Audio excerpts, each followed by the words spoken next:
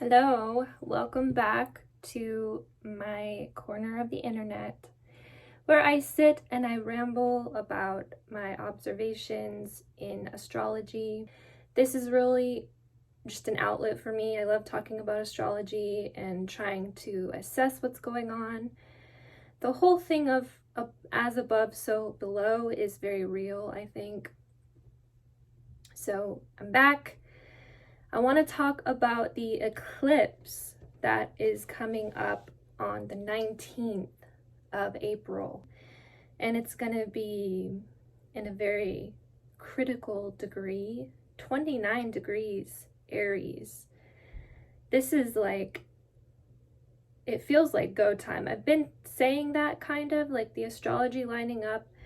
It really feels like all of us getting our shiz together, really figuring out what we want to do. It's like everything else could have been a drill, and now there's just a lot of alignment going on in terms of going new places in life. So the Aries eclipse really adds to that. And 29 degrees is known as, like I said, a critical degree. 29 degrees specifically is like that moment as you're driving. Like if you were to get in a car and you were to drive and you were headed towards a brick wall, and instead of crashing and burning like it would feel like, you're approaching a brick wall. This is a really weird example. But instead of crashing and burning, you break through the wall. That's kind of how I view 29 degrees. It represents major crises, but also the resolution and mastery of certain crises. It's like those with 29 degrees, planets in the 29th degree, or points in the 29th degree. You're here to master something. It's the culmination of whatever that planet represents or point. So we are headed toward that brick wall, and we are approaching this eclipse in order to kind of, as I see it, solidify our ego. Eclipses represent a reset. They can represent a massive cleanse and the releasing of old stuck stuff. So with Aries, that stuff centers around new things in life, but also it's kind of our warrior. Our inner warrior is how I view Aries. It's our inclination to stand up and fight and refuse to take losses. It's really, Aries is really the anti-loser. It's an energy that pushes us to win. And Aries energy really pushes us to win at all costs. So the eclipse has something to do with the ego, as I said. And I kind of view the ego as the part of us that is not in line with divinity, like divine timing, the structure and the natural flow of the universe. The ego really likes to get in the way of that flow. And eclipses are known as transformational points. I've heard it said that they represent fate taking over, certain timelines being created, and it's just really a push forward, especially at that 29th degree. So from the eclipse on, I would say the six or so months after the eclipse, we can really start to see that cycle and how it's progressing and how we're progressing. So I want to talk about some of the themes of Aries that might come up, some of the things that we're clearing and releasing and resolving. And I will use that brick wall metaphor, the things that we are ready to view as a crisis and then move through and survive, basically. So with Aries, the prominent theme is going to be what we are fighting for, how we want to stand up and win, re-examining past losses and things that have led us to feel defeated. With Aries, I'm just going to list off some of the things I wrote down. Let's see, I'm going to refer to my notes. Challenges are a major thing when it comes to Aries energy, and with degree 29, there's a signal for mastery. The ruler of Aries is Mars, so we're going to look at Mars to sort of see what might come up.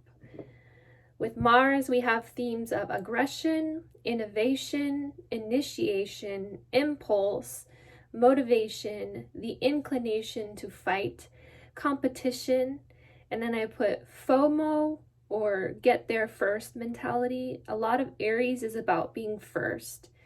That's why it's Libra's opposite, because Libra represents interconnection and sharing and really having a goal that includes social approval or just social themes in general. But with Aries, it's like, look what I can do. Look what I'm made of. Look at how strong I am. And where do I want to go? What do I want to accomplish? Then I put difficulties, reeling it in, and in parentheses, reactive. It is quite a reactive energy. So think of things around reaction, how we process certain events and react to them. Entrepreneurial pursuits, because that's true. Aries is the trailblazer. It really represents the path that is personally seen. It's like a lot of time in life we will see something that we want or somewhere that we want to go, and nobody else can really see it. It's very personal, and it represents not needing approval. Going somewhere new, we don't need approval. All we need is to realize what we are capable of. That includes entrepreneurial things, because entrepreneurs are really on their own path a lot of the time. And then I put a desire to go all out and take risks or flirt with disaster. So this eclipse could really have to do with that one thing in life that gets us, that one thing in life that really makes it. Like, what is the most impassioned, the most passionate pursuit, the most instinctually alluring thing? I really think that this eclipse could line us up to understand that more and understand how to overcome self-defeating patterns, self-defeating cycles, self-sabotage. I think those are some of the things we could release. What else? Oh yeah, and then I put, there's the theme of solidifying the inner and outer selves in order to push forward toward the desirable and leave behind traits that enable losing out and accepting defeat as the status quo. So a lot of us have had something we really wanted in life, and there's an inability a lot of the time to understand how to make it happen. A lot of us do accept defeat as the status quo. We're like, okay, I've tried and I've tried and I've tried, and it's just not working. I can't have what I want. This is me. This is my life now. This is where I am. And it becomes a program that we just run and we repeat it like a cycle over and over again. Settling for less in life and really being stuck in a rut. And also, if you think about Aries as the progression out of Pisces, Pisces is very self-sacrificing. It's very much, okay, I'm going to drift. I don't know where I'm going or what I want really, because, you know, that aspect of Pisces that kind of blends and adapts to everything. But Aries is like a door opening out of that. Yeah, so we're having a door opened outside of a lot of those tendencies. The tendency to kind of drift and accept everything as it is and have our motivation and aspirations and ambitions kind of fall by the wayside. So it's going to be a nice opportunity to break through that wall. And it reminds me sort of Saturn in Pisces. I might do a video on Saturn in Pisces. Saturn in Pisces is going to wake us up, hopefully, and help us see where we've been drifting in life. I think I mentioned it in my last video, but it's kind of like that. It's like Aries is going to take stock. Aries energy helps us take stock in where we're falling short in our ambition. So the thing in life that we really, really want, the thing that we think will fulfill us, it's something that could come up during this eclipse, like I said already. And then in my notes we have, with this eclipse taking place in the same sign Chiron has been in for a while, there's some of the energy of healing and self-improvement around taking losses in life that are not deserved, or accepting weaker versions of ourselves for the sake of comfort and ease. Yes, a lot of us are not being the best version of ourselves because falling short can be comfortable. Accepting things the way that they are can be a form of comfort and predictability. I think a lot of that could be resolved or start to be resolved. Hopefully, maybe not fully resolved, but it might come up as a theme to examine. Those paths in life that are desired but never seem to find any real beginning or place in the world could have their moment of clarity the 6 or so months after the eclipse, because eclipses are really subtle. A lot of us are able to feel them as they're happening. There's a sensitivity that can arise. But as far as seeing the result of what the eclipse pushes us to work on, that could take time. Patterns of making excuses out of fear and really staying stuck in limbo as a result of not being able to see how certain things will work out could come up. So seeing something that would really light us up in life and really improve our quality of life because it has us motivated and it has us aiming for bigger and stronger positions, but holding back on that because we can't see how it would work out.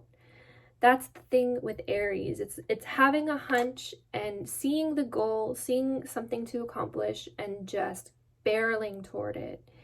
So I feel like the ways that we've been holding ourselves back for fear of not seeing a solution or seeing the end, that might come up, which is pretty cool.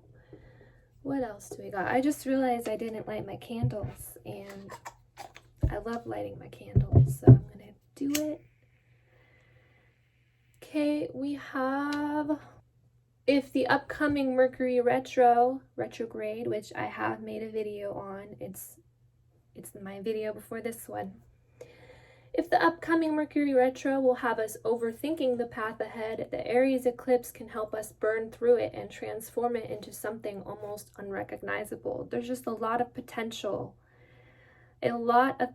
for forging new paths in life. That's what a lot of the astrology is about right now. Ever since Jupiter went into Aries, I've really been seeing it. So now we're going to look at the ruler of Aries, which is Mars. Mars is still in Cancer, and it still has us working a lot of emotional stuff out, really being motivated to burn through life in an emotional sense. Mars has a sort of a difficult time within the sensitivity of Cancer. It's not very comfortable, so a lot of us could experience many ups and downs emotionally, many emotional reactions and triggers and things like that.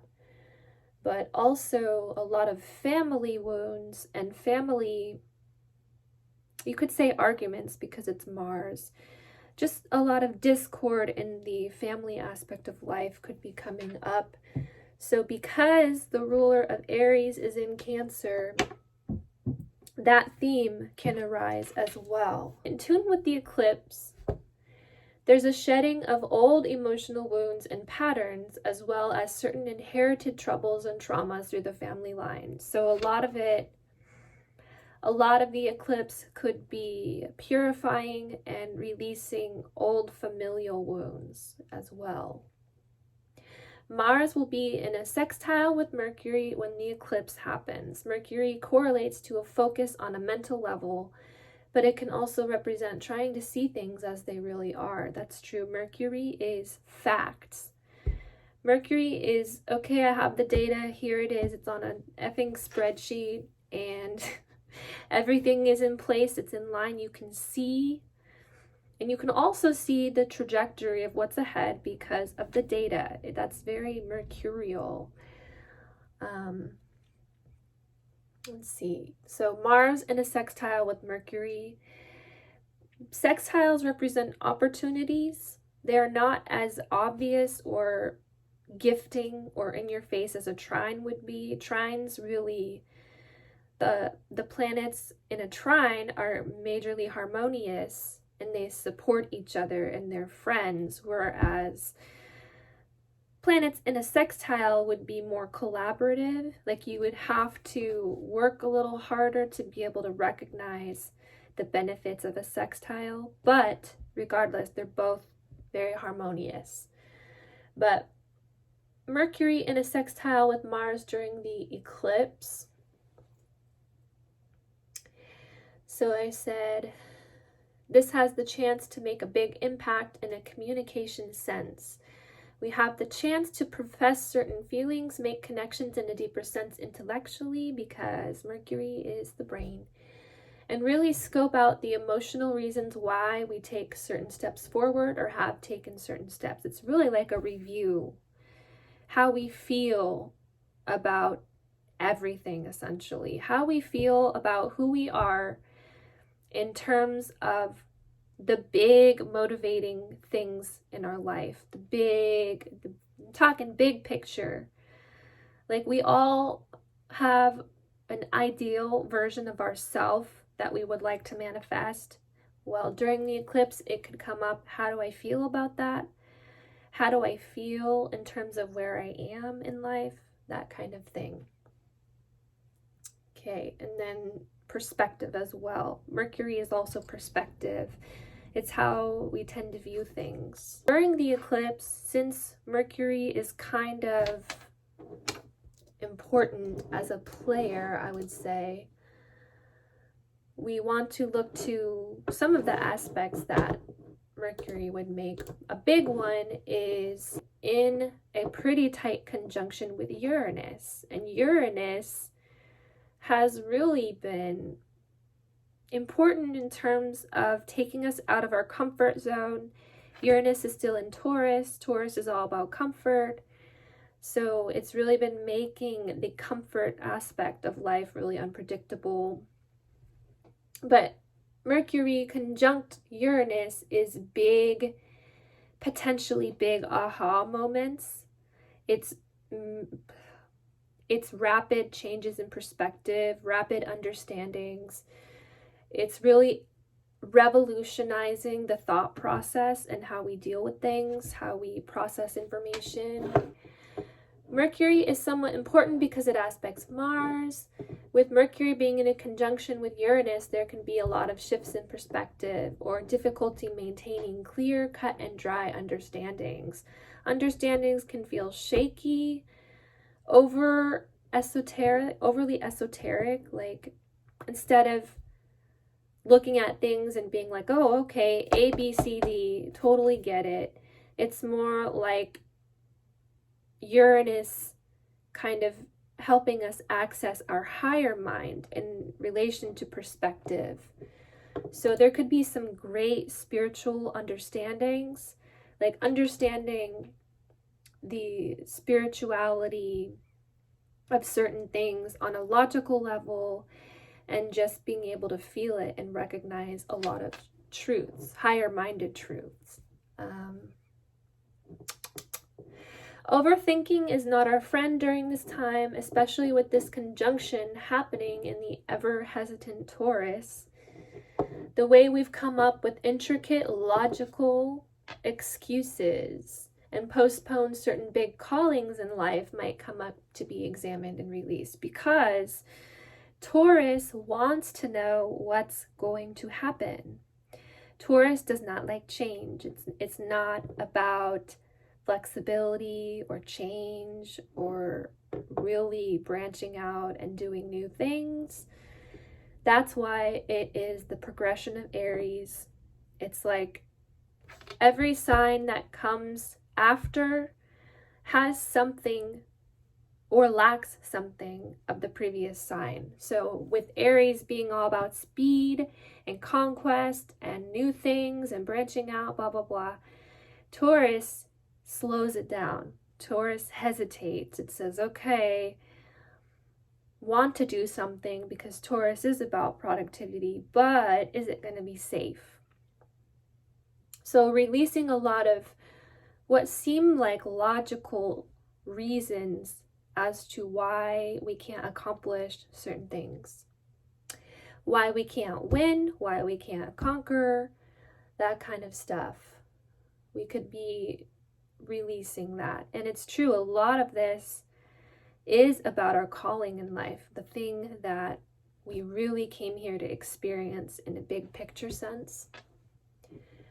And then I put as kind of a side note, I don't know how prominent it's going to be because it's just a sextile, as I have said, but it's just a theory. Being too blunt with what we think is the truth can also be a theme that comes up for transformation.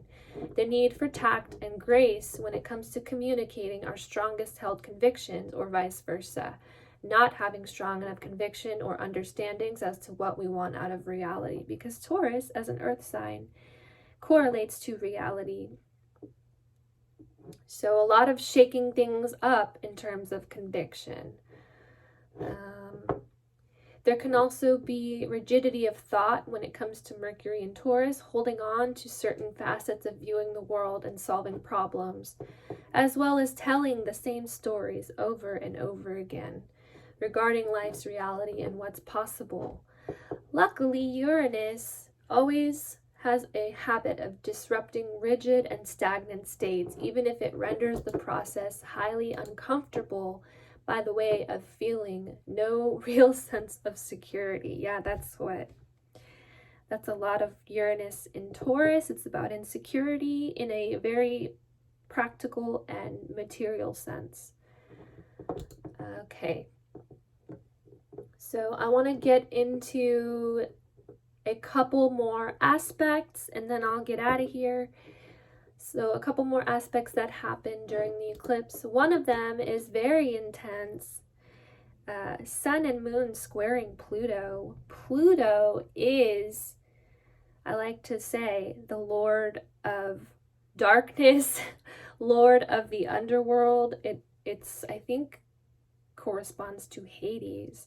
But Pluto really comes in and has us face certain fears and face certain darknesses so that we can transcend and survive. Pluto is really about survival in a lot of senses. It represents death and transformation of really old things, which is perfectly in line with an eclipse. It's like a lot of the elements in the eclipse tie together to promote a ton of change. Like, first of all, we have an eclipse, which is a transformation point. It does represent really the culmination of an old cycle, releasing a bunch of stuck junk, and just really moving forward and being pushed to solidify the ego, as I say. Purify and solidify the ego. Then we have it in the 29th degree, which is a crisis element, and it really represents having to push through a crisis, really overcome and master certain things. And then to top it all off, as it all ties together, we have this Sun and Moon squaring Pluto, the planet of death of the old, transformation of fear and darkness, and survival. So these elements just tie together so cool. I really appreciated that when I looked at the chart for this eclipse. Sun and Moon squaring Pluto, big radical processing of dark energy, essentially. It's not, I mean, it will be fine. It's not the end of the world, but it's just really adding an element of edginess to the whole thing. Pluto comes to take us to task, to show us what we can withstand and still grow in strength. When it's in a square with the sun and moon, there's a huge shift in how we relate through our emotional perspective with the outside world, as well as our identity and expression in it, because the moon is about how we feel. It's our relation through the most raw feeling. It is our utmost sensitivity in life. It's our vulnerability. It's kind of the most raw portion of experience. And the sun is how we connect externally. It's our identity, our expression of self. And having these things in a square with Pluto is major inner and outer change. It's just major death of old emotional experiences and releasing stagnant parts of our identity, if that makes sense. Okay. Pluto demands some sort of release of biases and misconceptions because the modern ruler of Scorpio is all about truth. Scorpio will dig and dig and dig until it's bloody to get to the truth, because it knows that the surface is kind of a lie. I mean, to some extent. Taurus is, that's why it's the opposite, because it's very, what you see is what you get. I'm comfortable where I am. I have everything I need. I don't need to investigate. But Scorpio is all about, all right, what's happening under there?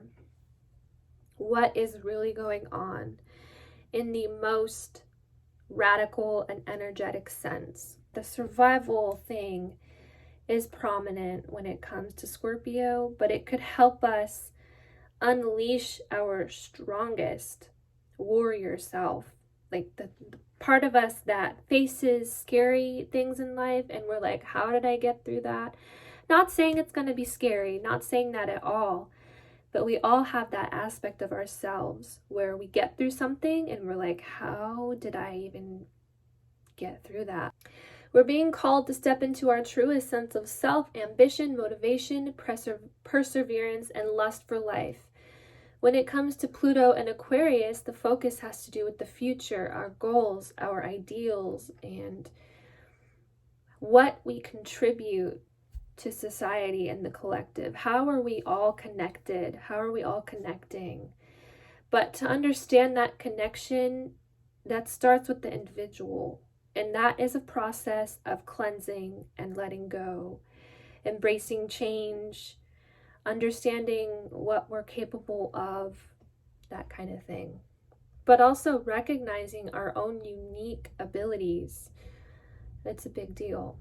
Aquarius also represents experimentation, putting seemingly weird or unpredictable elements together and letting the results play out without being too attached to what will happen, as the possibilities are endless. Aquarius energy is genius. It really is kind of like the mad scientist vibe. It can take a bunch of experimental approaches to things that are surprising, and then you just kind of see what comes out. It's very innovative and expanding. It really represents our highest possibility as humans. Last thing I want to talk about before I go. During this eclipse, the sun and the moon are going to be conjunct Jupiter, the planet of highest wisdom. Well, for the most part, I mean, there's a lot of really whimsical freebie energy around Jupiter, but Jupiter really represents our spiritual connection to the mind. If Gemini and Mercury represent the mind as it is, as it functions, what it takes in, our predisposition for what we think about. Jupiter is the most personally formed beliefs based on how we feel, what we learn. It's really our philosophy in life. It really is what we believe in, our spiritual function. So the sun and the moon will be conjunct Jupiter during the eclipse. What does this mean? It's gonna help us out a little bit. I really think so. There's a lot of ways it could hinder. I know that many astrologers view Jupiter kind of negatively, which it's true. It can really exaggerate certain things. So having it conjunct the sun in Aries, it can really exaggerate a person's desire to get ahead at all costs. But also, I think what it could help us do is understand the higher meaning of what we're experiencing in connection to all this stuff, especially in connection to Pluto, that Pluto square. Jupiter is like the bright light of faith. It helps us remain optimistic. It helps us receive blessings. So even though there could be an exaggeration of the more egoic aspects of the human experience, I think it could really buoy us and help us stay afloat optimistically. So while a lot of stuff could be stirring under the surface, we might not feel as wigged out because Jupiter is there. With the sun and moon both conjuncting Jupiter during the eclipse, we can reach for a spiritual understanding regarding the path ahead. It may seem as though there's a very deep and meaningful spiritual experience unfolding, or we may begin to simply believe in the most positive outcome. We may start to witness those in our lives experiencing positive outcomes after periods of darkness, or choosing the light instead of a negative perspective of struggles. It's a learning opportunity. Seeing things fade and slide into an abyss of uncertainty, but believing strongly that the highest good for all will be achieved in the end. So it's kind of like, okay, things are more uncertain than they've ever been. I feel like collectively there's so much uncertainty. But during this eclipse and after, we could start to understand how to have more faith and understand that maybe certain things being unknown isn't the biggest cause for anxiety. So that is the positive stuff. Learning something major about our ability to survive and the strength that we actually possess is a possibility because Jupiter represents higher wisdom and learning. And then I go on to talk about some of the more negative-ish aspects, which I already mentioned, but I'll reiterate because that's like my thing, apparently. Another possibility is that ego temporarily gets expanded and burns like a fire trying to take over a forest. Wow, I'm so dramatic sometimes. Jupiter is an exaggerating force, and it really brings the danger of prioritizing the self above all else when it's in a conjunction with the sun. The moon as well, to a certain extent, because the moon is about security. So it could be like, my sense of security matters above everything else because it's very exaggerated. Maybe. We have to resist the temptation to move too quickly. Yeah, that's another thing. Like, we might feel a need to run. We're going to feel a push potentially in the direction of all these great things. But there needs to be less recklessness. Like, we might feel a temptation to be reckless. I don't know. It's possible. There needs to be a balance between motivated and empowered pursuit and recklessness. There may be lessons we think we've learned and overcome just to have to experience them again later on. So moderating this desire and urge to conquer, which we might feel like a fire has been lit underneath, and really kind of pursuing those things in a way that is not throwing all caution to the wind. I don't know. I don't think it's going to be that intense, but we'll see. I think that's everything that I wanted to talk about in this video. I really appreciate whoever watches this and has sat through this whole damn thing. You are awesome, and it means a lot to me. I will be back with another video talking about some other stuff kind of soon. So, all right. Bye.